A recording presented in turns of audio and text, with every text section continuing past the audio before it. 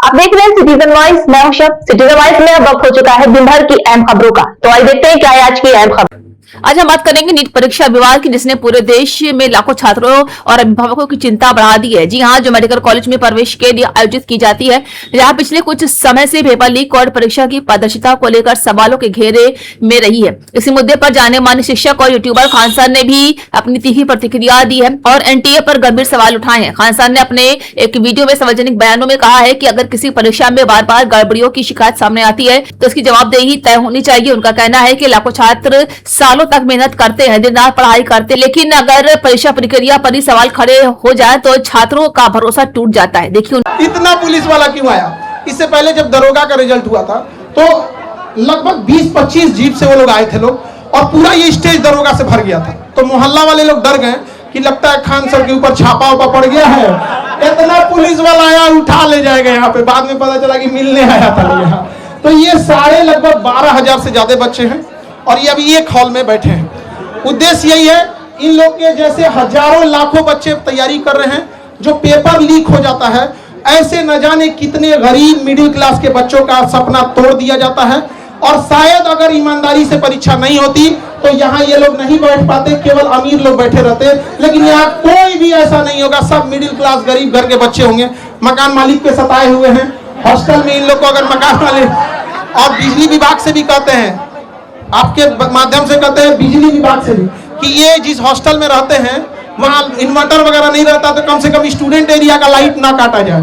आप लोग सहमत है कि नहीं जी? स्टूडेंट एरिया का 2-2 घंटा लाइट काट देता है, ऐसा कहता है कि दुनिया भर में बिजली दे रहे हैं। यहाँ पे मंगल ग्रह पे बिजली सप्लाई करेगा, पहले विद्यार्थी के देते बिजली यहाँ पे। लेकिन जिस तरीके से अब नीट का भी पेपर लीक हुआ था, नीट परीक्षा के लिए इनका कहना है, तो कुछ पत्रकार हम टीचरों को कहीं कह रहे हैं कि हम लोग के पास पता नहीं क्या बुद्धि वगैरह का। उनका कहना है कि हम लोग के पास इतना बुद्धि नहीं है। अजीब हाल है। देखिए, नीट पेपर में कहा गया है कि एयरफोर्स पेपर को पहुंचाएगा।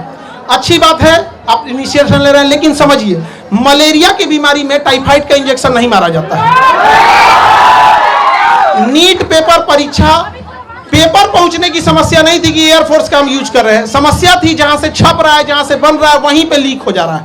जो पकड़े गए हैं टीचर, उनको फांसी अब तक क्यों नहीं हुआ, इनकाउंटर उनका क्यों नहीं हुआ, घर क्यों नहीं तोड़ा गया, उनका सवाल ये है।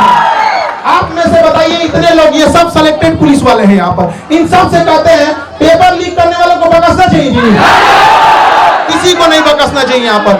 और अगेन सरकार प्रयास कर रही है, एयरफोर्स भी इसमें ला रही है। बट समझिए ध्यान से, एयरफोर्स क्या करेगी? पेपर तो नहीं छापेगी, एयरफोर्स ट्रांसपोर्टेशन का काम करेगी, हेलीकॉप्टर से ड्रॉप कर देगी। लेकिन जहां से छप रहा है उन बेईमानों को जब तक सजा नहीं देंगे, ऐसे ही गरीब घर के बच्चों का हक मारा जाएगा।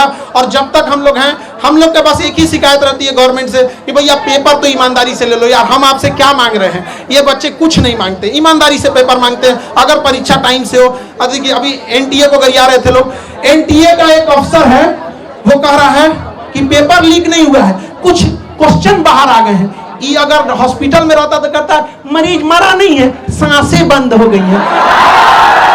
पागल है सब वहां बैठा हुआ, हम क्या बोलेंगे। अभी एनटीए को गरियाया, मन नहीं भरा, सीयूईटी का पेपर नाश दिया। बताइए एक बच्चे के मनोबल पर कितना बुरा असर पड़ेगा। हम लोग परेशान हो जाते हैं। और पत्रकार में कुछ लोग कहते हैं कि हम लोग शिक्षक लोग को कुछ आता नहीं, पढ़ा के पसीना से कपड़ा भीग जाता है। यहाँ पे जितना पसीना ये लोग बहाते हैं, उतना साथ में हम लोग भी बहाते हैं। ये बैठ के